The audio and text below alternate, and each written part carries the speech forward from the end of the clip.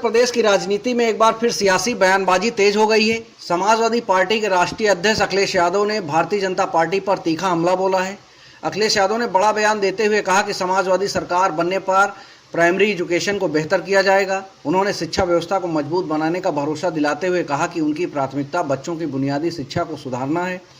इसके साथ ही उन्होंने केंद्र सरकार पर निशाना साधते हुए कहा कि ये हक, अधिकार और आरक्षण देना नहीं चाहते, इसलिए महिला आरक्षण के बहाने चुपचाप डिलिमिटेशन कराना चाहते हैं। इतना ही नहीं, इससे पहले भी अखिलेश यादव ने बीजेपी पर हमला करते हुए कहा था कि भाजपा हारेगी भी और दोबारा कभी आएगी नहीं, और तंज कसते हुए कहा था कि जो दूसरों का नाम बदलते थे उनका ही नाम बंगाल जाते जाते बदल गया। अखिलेश यादव के इन बयानों के बाद प्रदेश की सियासत में गर्मी बढ़ गई है।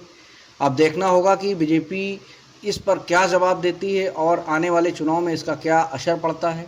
Prime time news. Primary education, मुझे खुशी है इस बात की, जो दूसरों का नाम बदलते थे उनका ही नाम बदल गया बंगाल जाते।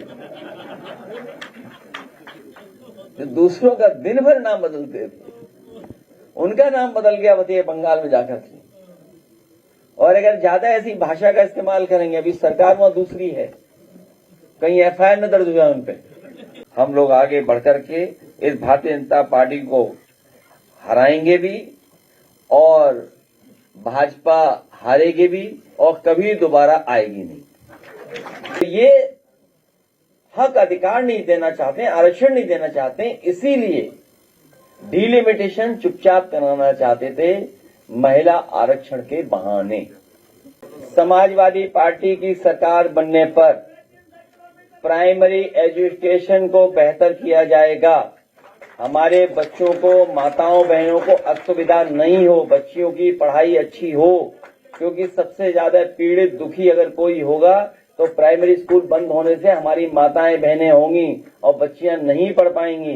इसलिए प्राइमरी एजुकेशन को बेहतर करने के लिए और जिस तरीके से समाजवादी सरकार में फ्री किताबें, फ्री खाना, फ्री बैग, फ्री खाना खाने के लिए प्लेटें और हफ्ते में एक दिन फल, हफ्ते में एक दिन दूध मिलता था, वही पुनः हम लोग शुरू करने का काम करेंगे।